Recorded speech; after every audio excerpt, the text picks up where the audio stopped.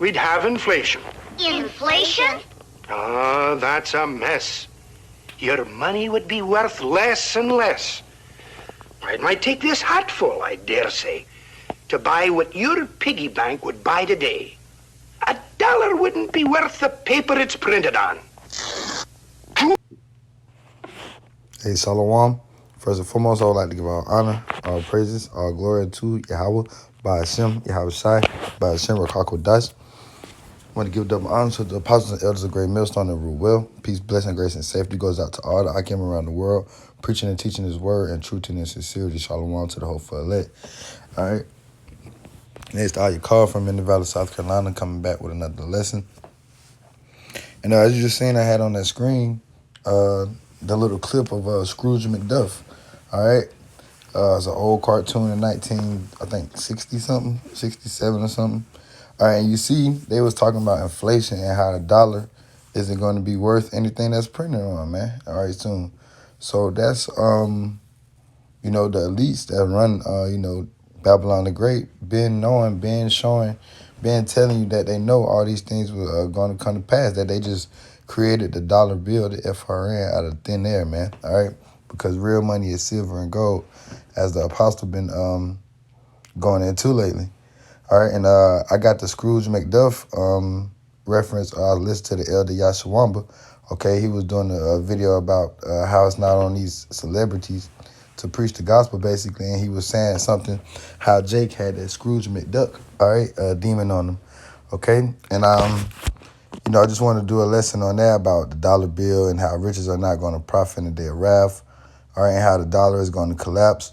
All right, so it's best to not put all your effort, time into getting the FRN, all right, which most of our people do have that Scrooge McDuck demon on them, man. All right, and that's a good example, man. I'm going to probably watch a couple little more clips of the cartoon character. And he was going to how basically the little character was the big nose people, all right, one of the fake people who claim to be us, all right. Basically a character of a fake one of them, one of them. So, it's a lot for the ramble. Just wanted to, shout out the elder for where I got the reference from, because, that's an older cartoon. I ain't know about Scrooge McDuck, but I always heard rappers rapping about it and shit, though, So let's get into it, though. This is Proverbs 11:4. It says, riches profit not in the day of wrath, but righteousness delivereth from death. All right? So your FRNs, that bag that you Jakes love so much, it ain't going to protect you from this wrath of Yahweh Shemel Shah. All right, and now people love to so-called get money, man. All right, but nobody loves it more than Esau Edom, though. All right, so they kill, steal, and destroy for riches, Jake do too, but not on the level that Esau Edom does. All right, but, this is more so geared toward you so-called Negroes, Latinos, and Native Americans. All right, because, hey, that bag is the thing that stopped Jake from getting into the truth, man. All right, now you do have to use the world, not abuse the world. You do have to get money, and there's nothing wrong with having a little nicer things, but this is don't make money your guide, especially money that's gonna not be worth the paper it's printed on soon. All right, Proverbs 11:4, riches profit not in the day of wrath, but righteousness delivereth from death. All right, and this story right here in the scriptures, this also, another thing that sparked this lesson up. Was doing a little reading, and this story just made me think, how do you know that this is Jake, man? Okay, so I'm just gonna dive right into it. Mark 10:17, and when he was going forth into the way, there came one running and kneeled to him and asked him, Good master, what shall I do that I may inherit eternal life? And Yahushua said unto him, Why callest thou me good? There is no man good but one, that is the Most High. All right, so this is Yahushua speaking. Verse 19, Thou knowest the commandments, do not commit adultery, do not kill, do not steal, do not bear false witness, defraud not, honor thy father and mother. And he answered and said unto him, Master, all these have I observed from my youth. Then, verse 21, what's like here? It's Mark 10:21. Then Yahushua, beholding him, loved him, and said unto him, One thing thou lackest, Go thy way, sell whatsoever thou hast, and give to the poor, and thou shalt have treasure in heaven, and come, take up the cross and follow me. All right. And that's how Jake not willing to do that, man. All right. Give up the riches, the things that they have acquired here in Babylon the Great. Okay. Because what Jake loved what house and that car, all right, that job, that business. Okay. Now, like I said, there's nothing wrong with having these things, but hey, you should be willing to give up these things for your how about Shemi Shah, you know? Verse 22. And he was sad at that saying, and went away grieved, for he had great possessions. All right? See, so this man wasn't willing to give up all that he had and bear his cross, take up the cross and follow Yahweh Shai, because he had great possessions. All right, so the more you acquire, the more you gain in Babylon the Great, the more you are going to want to keep it, the more you're going to be indulged in it. That's why brothers are lowly and humble. You know, they're content with what they got. You know, brothers ain't trying to be damn millionaires like the rest of Jake. What Jake wanted to be millionaires and shit, you know. Now, it's not, if you can get a better house, a better car, hell yeah, do it, you know. Make your situation better. But, hey, brothers in the truth, we not, you know, all engaged into this world, man. All right, till getting the bag. Because what, the more you got, the more you're not going to want to give it up, man. Like this parable of this man. All right, he had great possessions. That's why these celebrities are not built, all right, to bring out the full truth of the scriptures, like Ice Cube and Nick Cannon. Because what, they have great possessions. They're not willing to lose it all for Yahweh Shai, man. All right? Verse 23, and Yahweh Shai looked round about and said to his disciples, how hardly shall they that have riches enter into the kingdom of the Most High? And the disciples were astonished at his words. But Yahweh Shai answered again and said unto them, children, how hard is it for them that trust in riches to enter into the kingdom of the Most High? All right, so Yahweh Shai asking the disciples, man, how you think a man with great riches is going to enter into the kingdom, man? All right, on the first go around, that's what he's talking about, be delivered, all right, from the destruction, all right?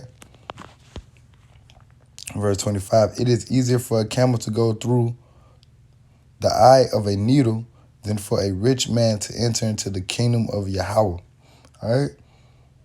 So, hey, man, that's how easy it is, all right? You know, a camel is a large animal, and the eye of a needle is the eye of a needle, so small.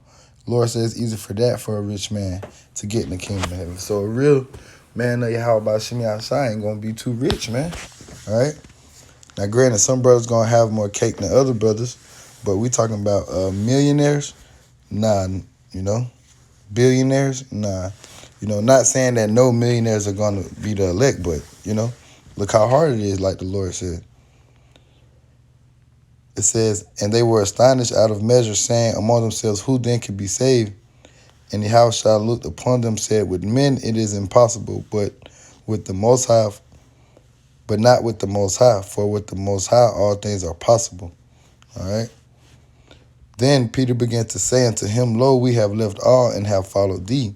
And Yahweh Shai answered and said, verily I say unto you, there is no man that have left house or brethren or sisters or father or mother or wife or children or lands for my sake and the gospel, but he shall receive 100-fold now in this time, houses and brethren and sisters and mothers and children and lands with persecutions, and in the world to come eternal life. All right. So if you give up everything, all right, if you do have those things, all right, say you got a house and a car and, you know, and then you come into the truth, you just lose everything, man. All right, and that has happened to brothers, man. All right, that has happened to brothers. Okay, brothers have lost everything. Their woman left them, took the kids. Okay, brothers been, you know, got divorced. All right, all for what? How about Shemi Shai? And the Lord is going to reward them for that. Okay. So, yeah, man, let's keep it moving. All right, we don't trust in riches, man. Okay? Proverbs 16:16, how much better is it to get wisdom than gold, and to get understanding rather to be chosen than silver? All right? So hey, this wisdom, knowledge, and understanding is better than any silver or gold out. You know.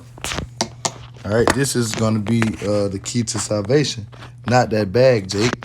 All right, not that Salakia for the screen. Not the bag, not that house and that car that you love so much in that job. You know. All right, because hey, Jake, you might see your peers, everybody starting businesses around you, everybody, got their hands into something, some kind of entrepreneurship. And Jake might look at you like, dang, what you gonna do? You gonna just work your job or whatever? And we gonna wait on you. How about Shimei Shai, because the dollar is gonna collapse, and the RFID microchip is gonna be the new currency at the end of the day. So why put your all into this world, man? All right. Zephaniah 3:8. Therefore wait ye upon me, said Yahweh, until the day that I rise up to the prey. All right, and that's what we're going to do, man. We're going to wait on Yahweh by Shemel Shai. We're going to stay low-key, do what we got to do to survive, take care of our families, take care of our households. If you, have enough to buy a little extra, hell yeah, do it, Hey, use the word but not abuse the word. But hey, at the end of the day, it's all about waiting on Yahweh by Shemel Shai to get us the hell out of here. All right? Not creating our own system with inside Esau's system. No. For my determination is to gather the nations that I may assemble the kingdoms to pour upon them my indignation. All right, that's World War III, man. That's where Yahweh going to gather the nations for. I tell you that in Joel, the 3rd chapter. All right. It says, even all my fierce anger, for all the earth shall be devoured with the fire of my jealousy. All right. That's what we waiting on. All right. Until Lord willing get delivered out of that, not via the chariots. Okay.